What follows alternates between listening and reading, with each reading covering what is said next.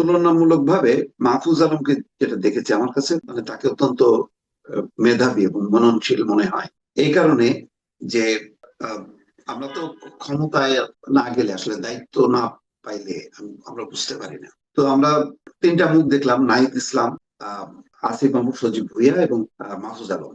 তিনটা মুখের মধ্যে আমার কাছে তুলনামূলক ভাবে মেধাবী মনে হয়েছে মাহফুজ আলম। মাহফুজ আলমকে নিয়ে খুব বেশি বিতর্ক না, হালকা একটু বিতর্ক আছে, কিন্তু আসিফ মাহমুদ সজীব ভুইয়াকে নিয়ে অনেক বেশি বিতর্ক। নাহিদ ইসলামকে নিয়ে আর একটু কম বিতর্ক। কিন্তু আহ যেটা তার এই উদ্যোগ আয়োজনটা কতখানি সফল হবে সেটা আমি জানি না, তবে একটা বাস্তবতা আছে, সেটা হলো সত্যি সত্যি একটা তরুণদেরকে নিয়ে মানুষ আহ একটা আশায় বুক বেঁধেছিল যে তারা হয়তো নতুন একটা রাজনীতি দিতে পারবে। সেই জায়গাটায় থেকে যখন কি মাহফুজ আলম কথা বলছেন, তখন আমি মনে করি যে এটা একটা বাস্তবতা আছে। এবং আহ এটা যদি সত্যিকার অর্থে তিনি শুরু করেন, আমি মনে করি যে কোন রাজনৈতিক দলে না যেও, এমপি না হয়েও একটা শক্তিশালী রাজনৈতিক অবস্থান গড়ে তুলতে পারবে। নাহিদ ইসলামরা যে ভুলটা করছে সেই ভুল থেকে শিক্ষা নিয়েই মাহফুজ আলম চলতে চায়। সুতরাং তার এই চলার বিষয়টা আমি স্বাগত জানাই এবং আমি মনে করি যে এটা বাস্তব উপযোগী এবং এটাই হওয়া উচিত। এবং তরুণদের কাছ থেকে কিন্তু আমরা এটাই আশা করছিলাম, আমরা তরুণদেরকে ক্ষমতায় দেখতে চাইনি। আমরা তরুণরা এমপি হোক সেটাও আমরা চাই না, মন্ত্রী হোক এটাও চাই না। আমরা মনে করি যে আগে রাজনীতিটা তৈরি করা, মানুষকে সম্পৃক্ত করা, তারপরে হলো ক্ষমতায় যাওয়া। আমি প্রস্তুত হওয়ার আগেই প্রচলিত এই ক্ষমতার বৃত্তের মধ্যে ঢুকলে সেটা যে আসলে মানুষকে হতাশ করে সেটা তো প্রমাণ করে ফেলছে নাহিদ ইসলাম এবং আসিফ মাহমুদ সজীব ভুইয়া বা এনসিপির এই দলের পুরো প্রক্রিয়াটা।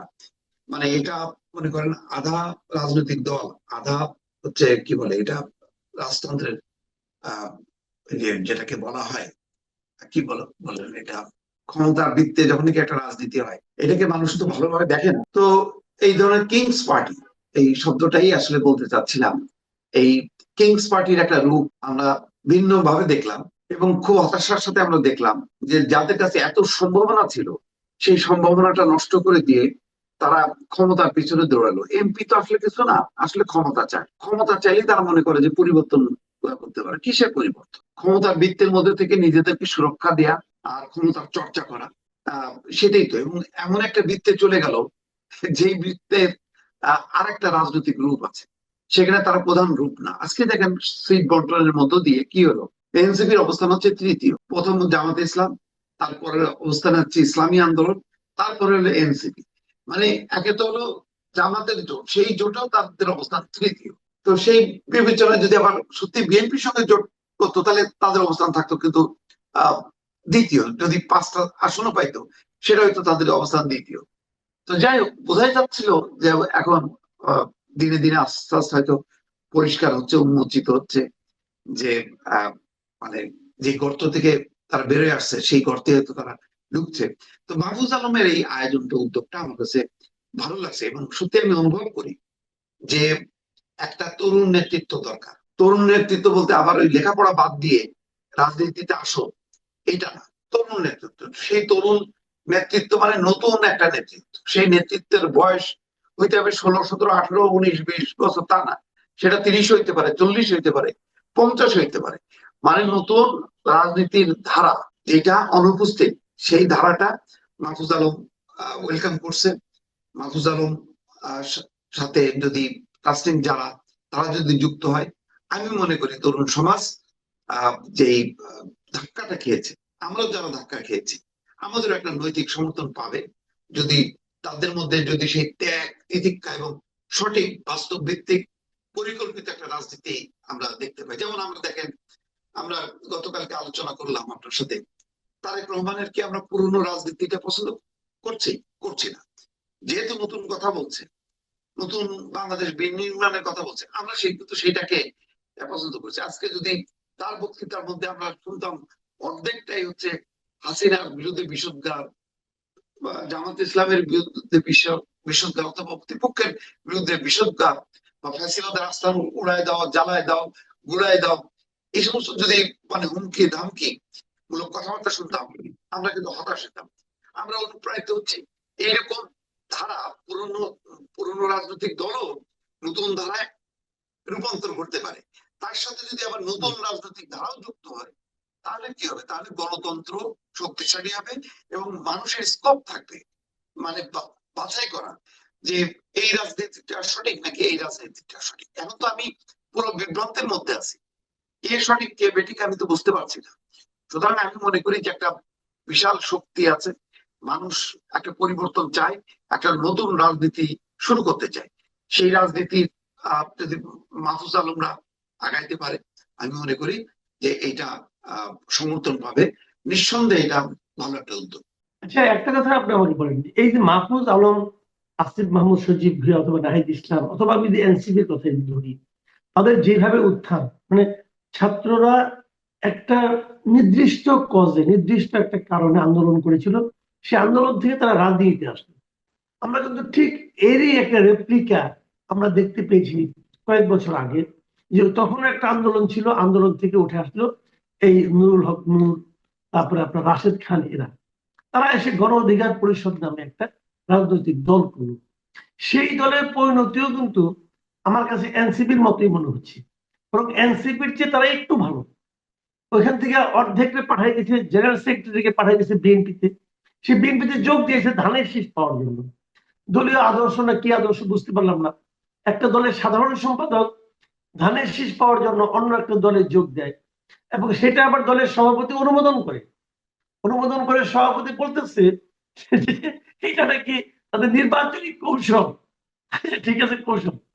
এখন এটা দেখে কিনা ছোট ভাইয়েরা পুরো দল বড় নিয়ে জোটে যেয়ে যোগ দিল তো জামাতের সঙ্গে, যে জামাতের সঙ্গে তাদের রাজনৈতিক বিরোধের কথা তারা নিজেরাই উচ্চারণ করেছে বহুবার।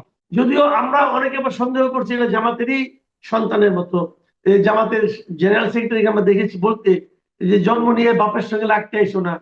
তখন একটা মানুষের মধ্যে একটা চিন্তা ছিল যে জন্ম বাপ এই সমস্ত কথাবার্তা বলে বোধ তারা ওই দিকেই যাচ্ছে। তো এখন আমরা দেখলাম না, ঠিকই বাপের আঁচলের নিচে তারা চলে গেছে। আপনি যে আশাটা একটু আগে ব্যক্ত করলেন যে তরুণদের কাছ থেকে কিছু আশা আমরা করতে পারি, নতুন কিছু, নতুন দুইটা এক্সপেরিমেন্ট তো ফেল করলো বলতে মনে হয়। আবার কি এক্সপেরিমেন্ট আপনি আশা করতেছেন? যেহেতু একটা রাজনৈতিক বাস্তবতা আছে, আপনি আমি সহ অনেকেই কিন্তু আমরা অনুভব করি যে নতুন ধারা রাজনীতি হওয়া উচিত এবং আরো বেশি বেশি সংখ্যায় আসা উচিত। যেহেতু আমরা ডেমোক্রেসিতে বিশ্বাস করি, ডেমোক্রেসি তো একটা ওয়ান সাইডেড হতে পারে না। ডেমোক্রেসি হবে বহুমুখী।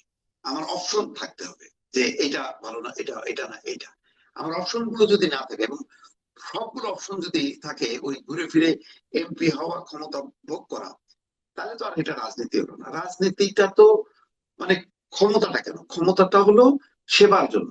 আপনি যখন নাকি একজন হন, মানে প্রতিষ্ঠিত হন, তখন আপনি কি করেন? আপনি আপনার এই প্রতিষ্ঠার বিষয়টা আপনি ছড়া দিতে চান, সে ধন সম্পত্তিতে হোক, বিদ্যা বুদ্ধিতে হোক। তো রাজনীতিটা তেমনই। রাজনীতি তো এ না যে আমি এটা এনজয় করব, এটা আমি আরো সেবা দেওয়ার জন্য। কিন্তু আমাদের এখানে তো উল্টা হচ্ছে। সেই কারণেই নতুন রাজনীতি মানেই এই না যে ছাত্ররা পড়াশোনা ছেড়ে দিয়ে রাজনীতি করবে, বিষয়টা তা না। নতুন রাজনীতি, এবং সেখানে যদি তরুণদের মেধাটা, যেহেতু তারা দেশকে অনেক কিছু কন্ট্রিবিউট করতে চায় এবং তাদের চিন্তা শক্তিটা অনেক ধারালো হয়। কারণ আমরা ধরেন আমাদের চিন্তা শক্তির একটা বন্ধত্ব হয়ে গেছে বলে মানে ধারণা করি। সেখানে তরুণরা অনেক কিছু অপশন থাকতে পারে, অনেক চিন্তা তারা মাথার মধ্যে অ্যাবজর্ব করতে পারে। তো সুতরাং তাদের কাছ থেকে একটা নতুন রাজনীতি প্রত্যাশা করি। কিন্তু যেটা আপনি উদাহরণ দিলেন, এটা সত্যি। আমরা তো এই হতাশার মধ্যে আছি বলি তো বারবার বলি যে তাহলে নতুন রাজনীতির দরকার। তাহলে তো বলতাম যে একটা আমাদের গণ অধিকার পরিষদ ভালো না এনসিপি ভালো, আমরা এটা নিয়ে বিতর্ক করতাম। সেই বিতর্কে গণ অধিকার পরিষদের কি কর্মসূচি, এনসিপি কি লক্ষ্য, কি তারা বললো, কি তারা করলো, এগুলি নিয়ে আমরা আলোচনা করতাম। কিন্তু আমরা সেই আলোচনার বাইরে আমরা খুঁজতেছি কেন? মাহফুজ আলমের এই বিষয়টা নিয়ে আলোচনা করতেছি এই কারণে এর একটা চাহিদা বাস্তবতা রয়ে গেছে। আমাদের একটা এমন একটা নেতা দরকার, যেই নেতা মানে ক্ষমতার জন্য, এমপি গিরির জন্য, শুধু পাওয়ার পলিটিক্স এর জন্য যার জন্ম হবে না, যে সত্যিকার অর্থে মানুষের কল্যাণের জন্য নতুন একটা রাজনীতি উপহার দেবে, একটা পরিকল্পনা উপহার দেবে, যেই পরিকল্পনায় মানুষের জীবনের আহ মানে আহ মানে জীবনের মান উন্নয়ন হবে, সে জ্ঞান ভিত্তিক একটা রাষ্ট্রের মধ্যে যাতে প্রবেশ করতে পারে।